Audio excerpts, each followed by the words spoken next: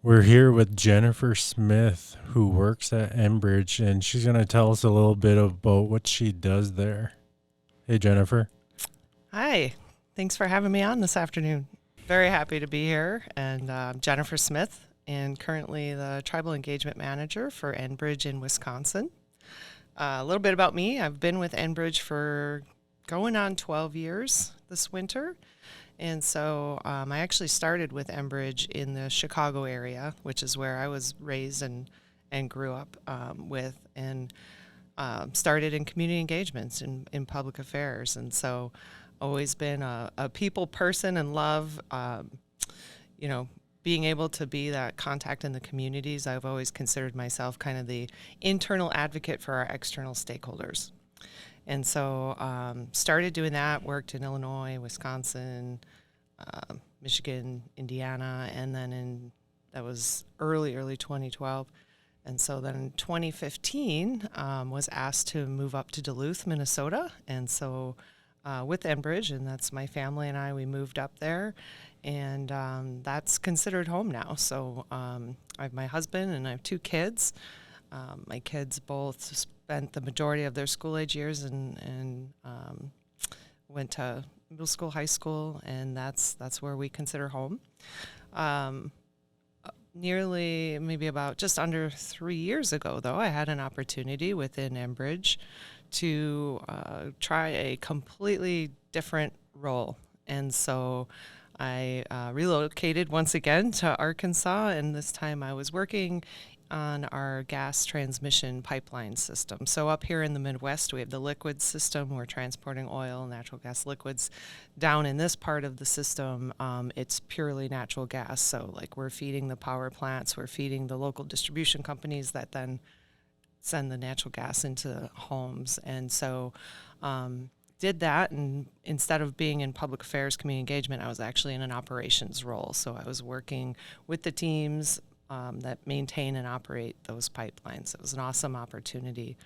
But a few months back, as I mentioned, Duluth is home, and really my favorite part of being operations manager was that I still got to do stakeholder engagement. I still got to engage with the communities where we operate and where we have assets, and I love that. And so I wanted to get back to that. I wanted to get back home to Duluth, and so started talking back with our public affairs leadership team, which again I'd worked for 8 years or so prior to the last position. And I was really fortunate to learn that this tribal engagement manager position was opening up. And so I hopped on it right away. You know, Back in the day, there wasn't necessarily a dedicated tribal engagement team. You did community engagement. You engaged all the communities that were in your areas. But a number of years ago, and I'm talking, probably 9 years ago or 8 years ago or whatever, about that time, Enbridge formally acknowledge Enbridge has a long history of working with Indigenous communities, both here in the U.S. as well as Canada. And so a number of years ago, they formalized that, put more resources to it, and so that's where the tribal engagement teams came to be. And I've always been what I call maybe tribal engagement parallel, in the fact that we were all working in the same communities, right? And so in Wisconsin, I've always worked in Wisconsin, other than this little stint that I did down south in community engagement, worked with the prior tribal engagement manager. And I'm just really proud of Enbridge and the steps they've taken to recognize the tribes, the sovereign nations that they are. I have a passion for people, and I'll say it so many times, but I feel like I can be an internal advocate for our external communities. And seeing the Indigenous Peoples policy that Enbridge has had now for a couple of years, as well as the Indigenous Reconciliation Action Plan that was put out last fall, just makes me really proud and want to be a part of that and, learn more. I'll tell you, I know nothing about, not nothing, but I've got so much to learn about the bands here, the indigenous native culture, native, history. I mean, I learned, pretty much what a lot of folks my age learned about native culture and history back in school, and which was next to nothing. So I'm super excited to be in this role and to be here talking to you guys. This is also part of my learning. Yeah, so there's a little bit about me. No, we appreciate having you on. And I was thinking, so you were talking about being in communications. How did you get into communications? Did you go to a university? Is this something that you always had a passion about? I'll say I've always had a passion in working with people, but I actually have a pretty zigzag kind of history. I do have undergrad. I have a bachelor's degree. It's actually in human resources. And so my first real job, what I'll call a real job, was in a human resources department in a manufacturer on the south side of Chicago. And and I loved it, right? And I did a little bit of everything, but really one of my main roles in that was recruiting people. And we had manufacture, we had machine operators, we had electricians, and we also had a ton of engineers. That's where I say I learned to speak engineer. Unfortunately, though, that company closed. They actually went bankrupt, and so I found myself, I did like staffing recruiting, like for staffing agencies for a little while, but then I ended up taking a position at a large nonprofit that serviced the city of Chicago and surrounding suburbs in Cook County, managing energy projects. And so energy conservation, I don't know if you've heard of the Low Income Energy Assistance Program, LIHEAP. We had a number of different programs, and that's where I got introduced to the energy business. But my role in that was also working with the communities. In the communities, we had over 100 community partners of other nonprofits and churches, and trying to do outreach and help promote and get the program to the people that needed it most. And also part of that is government relations, community relations with your leaders. So 99% of the funding of our programs came from some form of government, whether it be federal, state, city, county. We did have some private dollars, but most of my programs were all grant funded. And so you need to have spend a lot of time educating the people in positions of authority that we're granting these dollars, to show them how is this impacting your constituents, your communities. And so that became my favorite part of the job there, which then kind of led me to, I ended up moving from Illinois to Northwest Indiana, which is not far from each other. But I ended up moving within a half mile of an Enbridge facility. And so just being curious and nosy that I am, I was on the website one night and was learning about this organization that seemed to have the values that I live by, and they were doing good things. I see we are a private company, publicly traded company, but what we're doing is we're also providing energy to millions of people across North America. And so I even saw this position as a public service position and something that I wanted to get into. And so you talk the rest of it's history. But so that was a long answer to your answer about my bachelor's degree. But I did end up going back and getting a master's at some point in MBA. But like I said, it's MBA too. Yeah. Dang.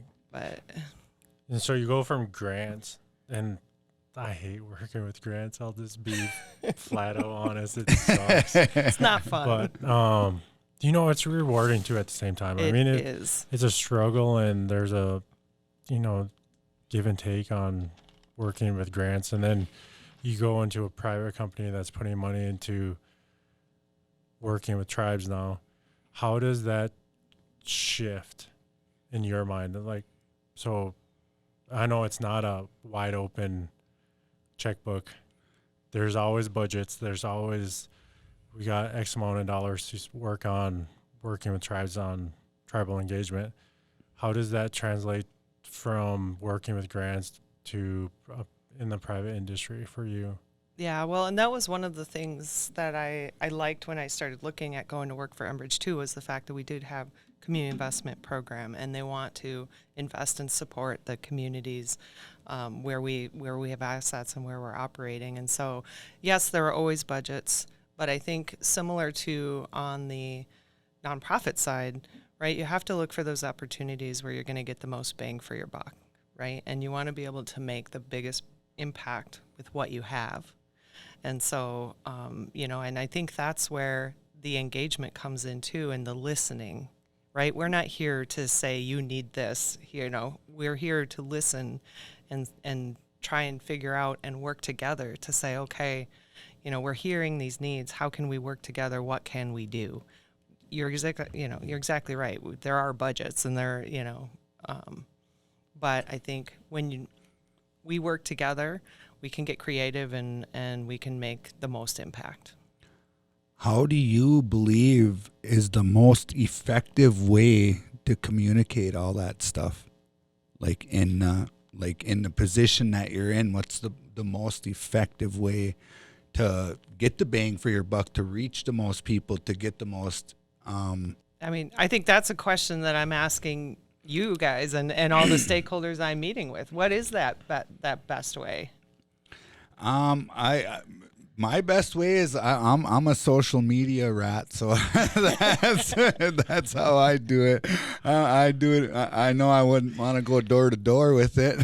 That could take some time, but like you said, you have these teams. Yeah. So that just where it kind of sparked my mind is like, well, what is the team's best way to come up with a solid plan and to go forth with that plan of doing that outreach work to gather more info from these different communities. Yeah, and I think from the Enbridge perspective, it's kind of a little bit of all of the above approach, right? We do try and use social media and make that an effective channel for sharing information.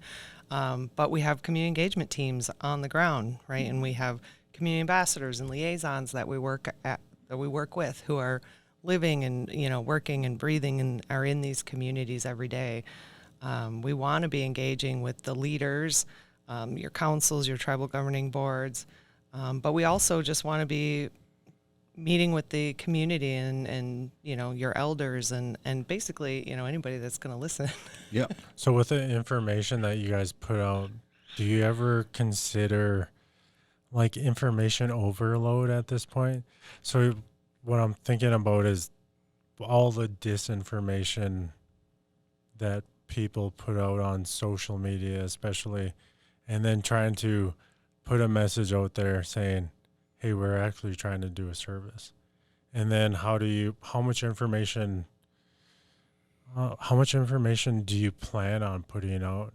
And then is it going to be like piecemeal, like a little by little, or is it going to be a ton of information like that letter last week? I want to talk about the letter. The letter is really interesting. I read the letter, thought it was it was just hitting going right for it. Yeah. And just putting the information out there. This is what we're going to do. And we're going to cross our fingers and say, hope this works. Well, so to your question, in terms of how much or how little, I'll just say it depends, right? It depends on what are we talking about, what are the audiences, what are we trying to get across. The open letter to Bad River members, that is something that, one, I will tell you, we had, heard that we needed to get more information out there. Like, it wasn't, whatever we were doing, it wasn't reaching the community, and that we needed to get something out there. But I think that open letter was really Enbridge's way and attempt to be transparent in what has been transpiring, over with the dispute with the Bad River over the few parcels there where Line 5 runs. And so, you read the letter. We've gotten some good feedback from the letter. We've gotten some other feedback that, maybe felt it was a little bit targeted. But really, for those of you that haven't read the letter, what it does, So Enbridge, our Line 5, it goes all the way back to 1953. And so the letter kind of includes a timeline of events and history of how Enbridge and Bad River Band government have worked together over the years. And then it also identifies, I guess maybe it was around 2018 or so, kind of where it started to go south and where the disputes started coming, and then we get into court. And but really, the overall letter is there to inform in response to people wanting to have that level of detail. But then it's also to reiterate, like, we continue to offer to meet with the band. We want to settle. We want to come to an agreement. We feel that we can come to an agreement that will benefit both sides. And so by getting that information out there and reiterating, that's really the goal of the letter.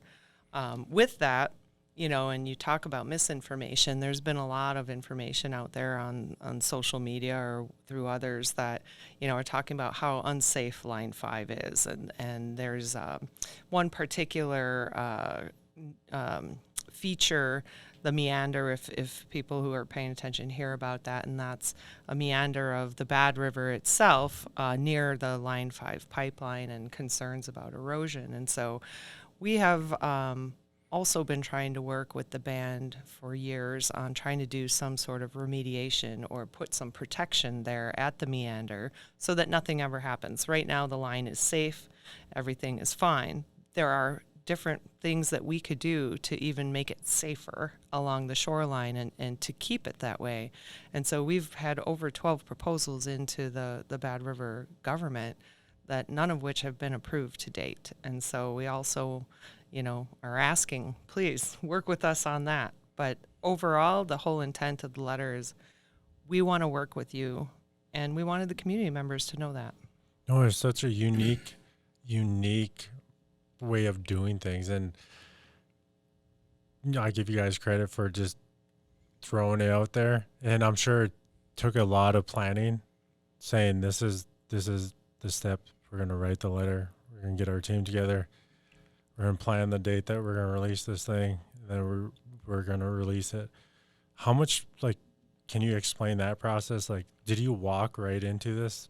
Had the letter already been written, and were you already moving in that direction, or? The idea of a letter was percolating right when I started. So yeah, I mean, there is a lot of planning. There's a lot of thought that goes into a letter like that because, again, the true intent is just reiterating we want to work together, and so we're not. The letter wasn't there meant to trigger anyone or anything like that. But we heard that community needed facts, needed more information, more detail, and so that was a way that we thought that would be a good way to share it. It is on social media. It's being mailed, and they're gonna start in the communities up in Ashland County. They're gonna start seeing. We're even putting it in the paper. So with that letter, there's a number on there that people can call to gather more information. Also, right? We always are available at Enbridge in WI at Enbridge.com. So Enbridge in Wisconsin at Enbridge.com. But in the email address, it's actually just WI, Enbridge in WI at Enbridge.com. And we do have on Enbridge.com, there is a phone number that people can call to if they don't have access to it. And I just think that's like a very stand-up thing to do is to work with individuals that don't really understand it, are not educated about it. It's like you want to get educated about exactly what we're doing and how we're doing things. It's like we're going to be open, that door is going to be open for you. Yeah. It's and that I really respect that a lot. Like that's a very stand-up thing to do. That's Enbridge, and I think it falls into the core values of respect and inclusion is trying to be transparent. And that's one way that you guys are reaching out to people. Yep. Testing the waters. Yeah. No, I really like I don't know, I kind of looked at it as a social experiment. I was like, I want to see how this plays out. I want to see how it works. And I don't know, I'm kind of fascinated when somebody takes a huge shot like that. I just want to see what happens. I'm already, we're on the podcast and doing work, and I kind of just wanted to see how it played out. And I like how social media affects everything, and it's really interesting. I'm just fascinated by it. So you guys seeing positive and not so positive feedback? Yeah, I would say from my perspective, mostly more positive than not. And so, yeah, that's part of, my fascination just working with people, right? You never know what the reaction is going to be. Did Bad River respond, or any of the members respond? Directly to us, not that I'm aware of. Just such an interesting thing to watch. I mean, because Line 3 came through Fond du Lac and paid pretty close attention to it, and I don't know. I just didn't want the Line 3 to go further south of us to impact more watersheds in our ceded territories. And then I have a whole bunch of friends that worked on the pipeline, and it kind of divided our community. And it divided our community, and that's never a good thing.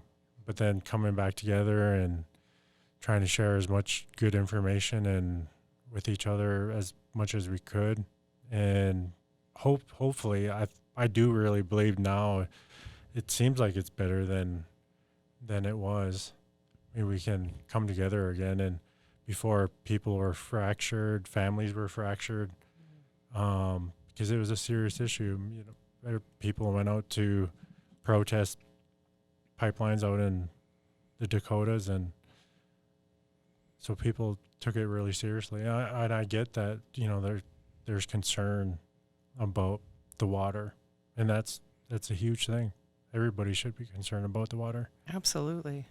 And I know you guys are as concerned about the water as everybody else.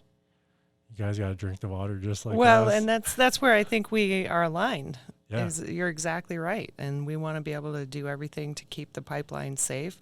Line 3 case, the safest thing to do was just replace it. Yeah. Here we've want to put more protections on near the meander. We've got our regular maintenance and operations that are going on, but absolutely, we work here, we live here too, and I know tribal communities are your own sovereign nations. At the same time, though, like communities, everybody has their own priorities and thoughts, and I like that I knew people working on the pipeline. I don't know, it made me feel better, like knowing that Joel was out there, knowing that some of my other friends were out there. It just made me feel better knowing that, hey, I actually know people that are working on this thing. Yeah. And I don't know, what do you think?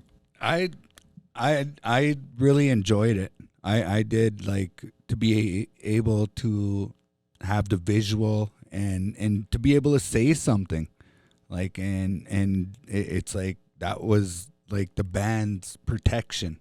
That's what I felt like when I was out there, was the band's protection, because it's like I grew up here on Fond du Lac, so it's like I've always been in the woods or doing something, or even living way out in the sticks out there in East Pine. So it's like it felt good to be able to be a part of that. It really did, and I would say that I was kind of honored. I was honored to be the eyes for the elders on the tribe, and the eyes for the people I knew and the people that are from this tribe, because that's what it took. It's like took for, like a lot of people to step up and take those positions, and to be able to say something, and when they see something and to be taken seriously. That was the most influential thing, I think. Even my even my foreman and bosses, everybody would always make sure, say something if you see something, and they took that very seriously, and that made me feel good, made me feel I was in the right position, I was in the right spot. That's awesome. Yeah, and that was Enbridge's commitment. So the Line 3 replacement project, right? We made a commitment. That company made a commitment to do cultural surveys along the entire route, right? Not just the areas that that were on reservation, and that commitment, with the Indigenous tribal monitors. I mean, we still have that today, and we're always looking for, we're going to be hosting trainings in the future and trying to get more monitors on board because, like you said, I mean, to be there and be a part of it, and it's good education, but then also your friends and families, you're a direct link. And Yep. so, kind of, here's just Jennifer talking, not Enbridge, but, there's fear in the unknown, right? And so the more that we can educate and also, get folks more familiar with it, that helps. But then too, when, thinking about going back to the Indigenous Reconciliation Plan, or the IRAP as we call it, like what's one thing that a company can do to help advance reconciliation, to help, help the folks, the tribal community members, and it's that jobs training, it's that getting them to work, it's involving them, right? And so it's just multiple benefits. I love that you worked on line 3. Yeah, It's awesome. I loved it too. It taught me a lot about the environmental side of it. So it's like now it's like every job that I've went to ever since then, it's like I'm always looking for the environmental side of things. So that really taught me a lot of lessons and a lot of things to look for, like unsafe things. It's like, and I still carry that with me today. And it's like I'm not even close to that. It's like, but I'm still working construction, so it's like I still know what to look for and still know how to help protect the land and the water, and that's what it's about, and my bosses appreciate that. They really do, like even though, I work for an excavation company now, it's like they appreciate that I know about what like the environmental side of things. So that's a really good asset to have out there on any work site, I would say. Yeah, absolutely. And yeah, I mean, on the flip side, for our crews, having cultural monitors out there, having, folks with your perspective, that helps us too. It helps our crews, and hopefully everybody's learning then. I'm going to be ignorant here because I don't know much about natural gas. So you did natural gas down in Arkansas. How much is the issue as polarized as a pipeline up in the Midwest here, down in Arkansas? In the area that I was at, no. Can it be polarized? It can. I mean, again, people are people, and communities differ all over the place. So it just happened to be where I was at, it was not polarizing. But I'm sure, our natural gas system transports it's over 20% of the natural gas that's consumed in the U.S. So it traverses from Texas all the way up to New England, and so I would say probably up there more when you get closer into New York, Pennsylvania, some of those areas, there's a little more polarization in terms of the pipelines, and you've also got natural gas production up there, but in terms of the area of the system that I was at, it was pretty well recognized that, this pipeline is feeding the power plants that are, we can go to our house every day and turn that light on or turn our air conditioning on if we have it because it's really hot down there. And then actually down there, a lot of the cities and the little municipalities, they actually run the utilities. So a lot of them are connected to the system. So they have that familiarity. And then when you're like, how much stress was there being in your role in Arkansas? Well, compared to now. Yeah, well, I don't. Or before. I think I would call it apples and oranges, but I'm going to tell you, there's a whole lot of stress when you're responsible for keeping that pipe safe, keeping the gas in the pipe, and keeping the pipe flowing so that folks can get the power and heat and everything that they need. So you remember Jennifer now when you turn your heat on this next month here? Thank you, Jennifer. Appreciate Don't you. thank me. No, you thank all the teams that are actually maintaining and operating those pipelines. You're part of that 20% she's talking about, Right? So that's in the south. Up here, we primarily have the liquid lines, but again, we're feeding the refineries. On line 5, we have liquefied natural gas, which is going to the companies that that process and make the propane and distribute propane, you know, in Wisconsin and Michigan and beyond. So, I don't know, a lot of people up here, including myself, I rely on propane. So, What do you have? I got propane. Really? You don't cut wood anymore? No. I thought you still cut No, wood. what they did on Fond du Lac, and for whatever reason, majority of the homes on Fond du Lac, any of the homes that had wood stoves, they had to take out the wood stoves for insurance policies. You know, majority of the insurance policies didn't want homes to have wood stoves up here anymore. Only if you're a fire warden. That's Really? only way you could have a wood stove is if you were a fire warden or it was outside of your house. See, this is why we need somebody here fact checking us. So we're not talking out of our ass. Well, that my grandpa was the last one on my res to have one because he was the fire warden. So I would. That must be all the way up then. Yeah. Minnesota in general. Because in Fond du Lac, my house had a wood stove before I moved in there. They took it out before I moved in. That's how every house up on my res was too. They all had wood stoves and we'd all share wood and cut wood. I remember that. I was pretty young. I had to stack wood all morning. Yeah, it was a job, you know. But it was it kept us warm. I think it was cheap too. I think it was cheaper too. I think it might have been We cheaper, had to but stack my grandpa's wood for him all the time. My mom still has a wood stove. Probably one of the only houses up there that has a wood stove still.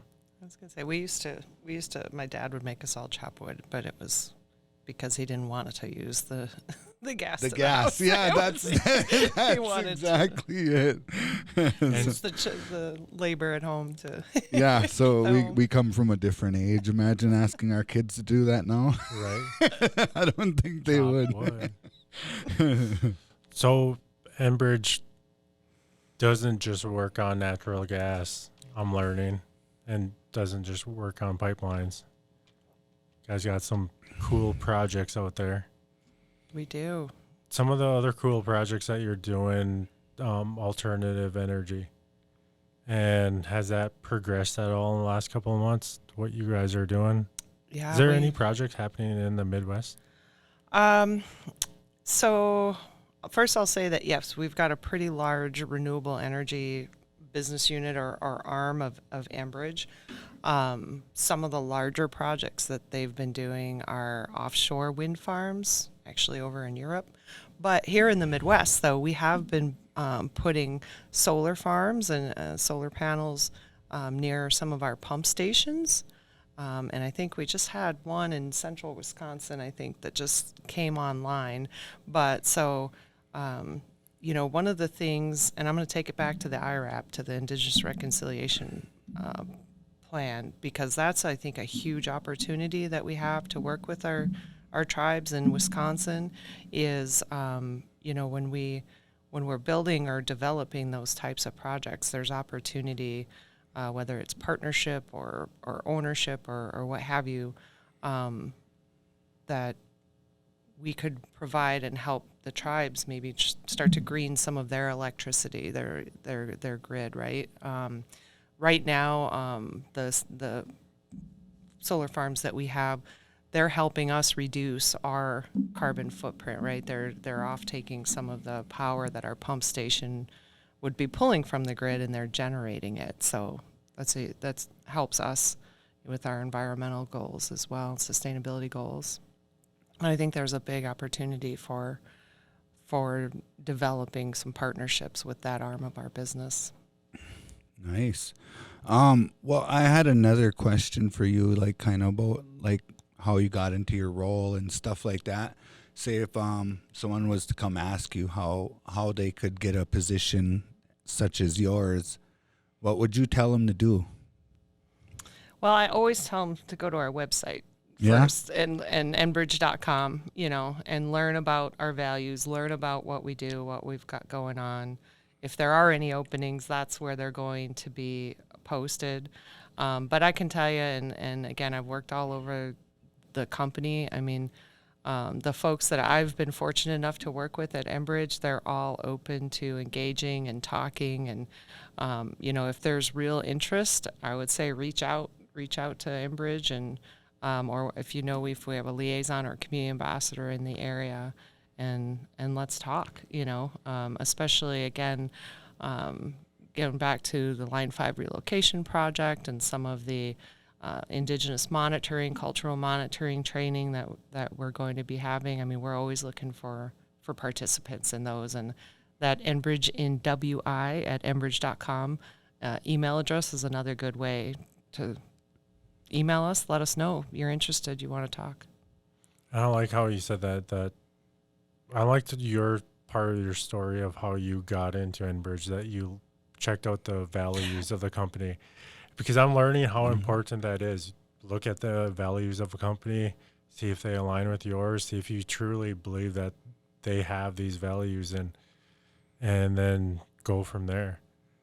And I've never done that before. You spend more of your life at work. If you're working full time, right, you're spending more of your life at work. And at least for me, if I'm going to be doing something, it's something that I need to believe in, and I need to enjoy the people that I work with. We're all working towards common goals. So that's always something that I'd like to look at. Yeah, I got to go on the Kalamazoo trip. Joel was supposed to go too. Yeah. For the podcast. I ended up working. But the Kalamazoo trip blew my mind. But that tour, the river, the way it looks now, I want to go back there and fish one of these days. But it's beautiful. It is a beautiful river, and how much work was put into that river to fix the mistake. And I mean, it's better than, I really truly believe that, the goal of the company when I heard it on the tour, we want to leave it better than what happened than before. And I'm pretty sure just being around there, doing the tour and going down the river myself and seeing it looks pristine. I mean, it's a super beautiful place. Hopefully one day I get to go back there. Hopefully Joel gets to go back. Yeah. Actually go there. You'd probably wanted me to go swimming with you there, but no, not this time. The river is so clear. I mean, I'm used to our river right here. It's like a root beer colored St. Louis River, and I was kind of expecting that, and then when I seen the river and you could see clear, yeah, all the way across and see the rocks, bottom. See the bottom, and I was just truly amazed by it. I'd never seen anything like it.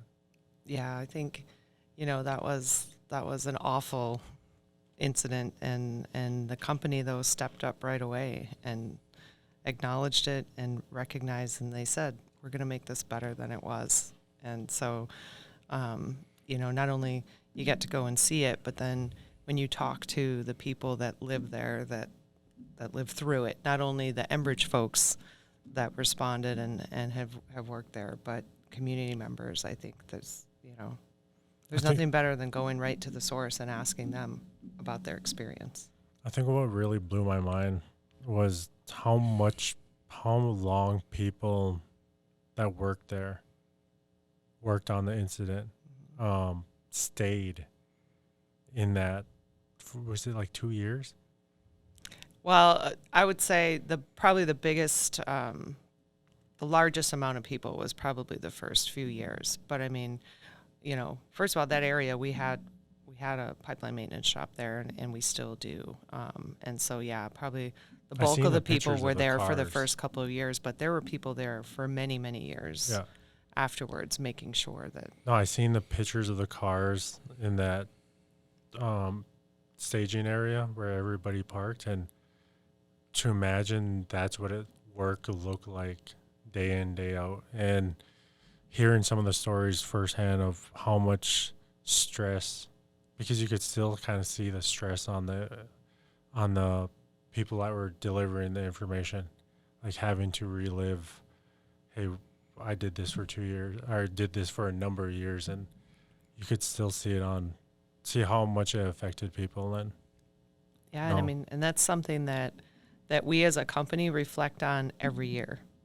You know, every year where we have videos and materials, and where we do our safety moments. We have what we call foundational stories, and that is one.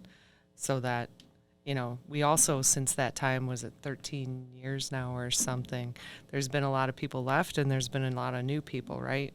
And we want to make sure that everybody remembers and recognizes it, because nobody wants that to happen again. And we actually, our employees, I think we still do this, but we get a ring. They call it the Enbridge ring, and it's just a little ring of pipe from that 6B pipeline that ruptured there. And you get that with your orientation, and they tell you what happened. And, you know, so again, nobody ever wanted it to happen in the first place, but That was very well put. That was I got nothing on that one. Like that's it's emotional for me too. And I wasn't there. I started after the initial release, but I was based in that area that responded to that. And so for a number of years, I was there. Most of the cleanup was done, but like you said, when you're talking to the people and, you know, you see it.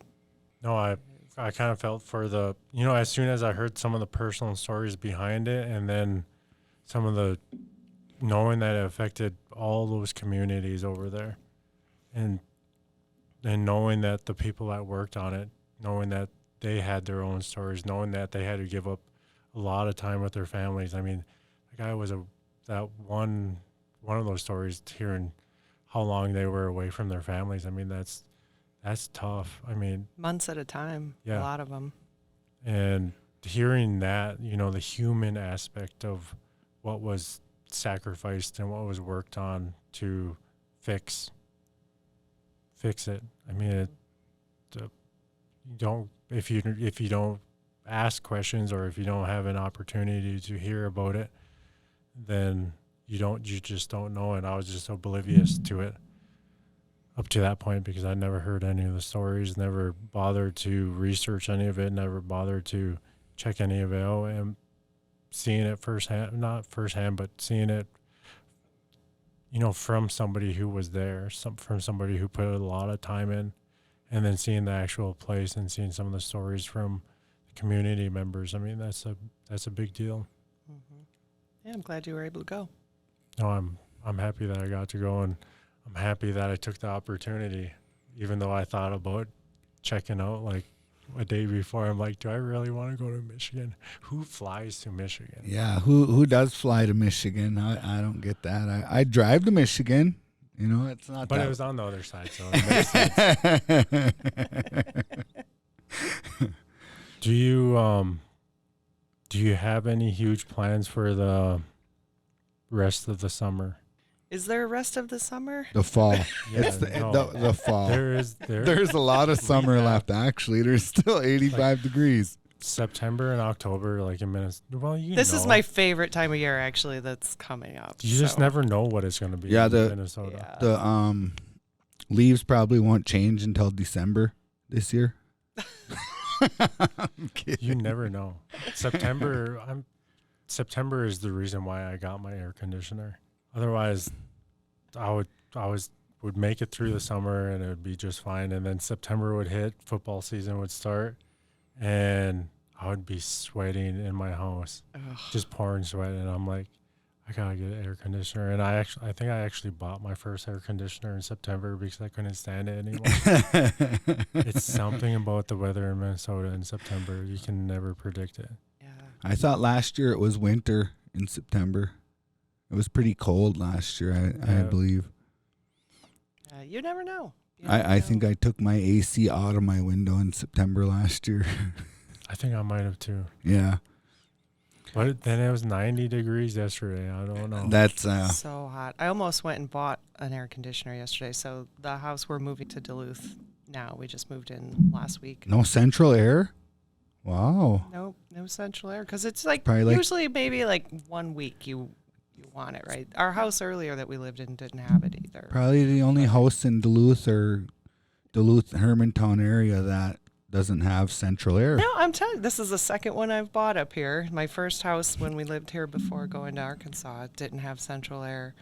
What is it like down there? It is hot, hot, hot. Like we were hitting 100 degrees in May. Oof. Yeah. Humid. But it, I like bet 90 you it's like is humid. 95 is like average temperature July, Dry heat or we had I went down there before with the move so we could move up, and like the whole week was over 100 like air like temperature. And it's humid. No, it's humid. There's very high humidity. You There's love always a working in chance that. of rain. Oh man, I had a friend that I worked in Louisiana, and that's what he said. He was like, you ain't only got to worry about the weather, you got to worry about all the poisonous stuff at the same time. So That too. yeah, I was like, I'm you good. guys got snakes I will down say there, right? Arkansas is a beautiful state if you have a chance to visit. Northwest Arkansas, you've got the Ozark Mountains. Southwest Arkansas, you've got the Ouachita Mountains. Beautiful. But all their rivers and their lakes and things have snakes, and there's lots of Don't crazy swim. critters out there Don't that I'd never swim in there. seen before. Well, I know Oklahoma too, like that. Yeah. They said that they're gonna show us how to catfish with their feet. Oh, So what? yeah, like Go like- noodling. Was it Noodling, noodling? That's yeah. what, yeah. yeah. And I was so- like, no, count me out. I was like, I ain't jumping in there. I'll watch you do it though. That's not nothing I want to get into right there. I can't do snake infested waters or fish infested waters. I'm good with my fishing pole up here in Minnesota. Hey, there's snapping turtles up here though. Eh. Yeah, they're more scared of you though. Like No, all they're this, not. They most are not. most of the stuff up here is more scared of you. I know we took a lot of your time, but it's super easy having a conversation with you, and hopefully, once you really get acquainted with your job, figure out next steps, and want you back on. I mean, this was a really good Absolutely. conversation. This has been a lot of fun. Come back and share that. Like Absolutely. Jennifer Smith and Charles Smith, cousins, distant relatives. Probably somewhere back. He said his grandpa was from was living in Chicago. Well, so there you go. you My never- husband grew up in the Chicago area Yeah, too. so- That's, You never know. you never know. There are a lot of Smiths out there. Well, Jennifer, I appreciate you coming here. No, thank you. I appreciate you asking me to be on, and it's Yes. been a lot of fun. It's been really nice to meet you guys. Very nice to meet you and just get a little part of your journey and where your life is at today. And I really admire the work that you are doing, and I appreciate you coming on. I hope.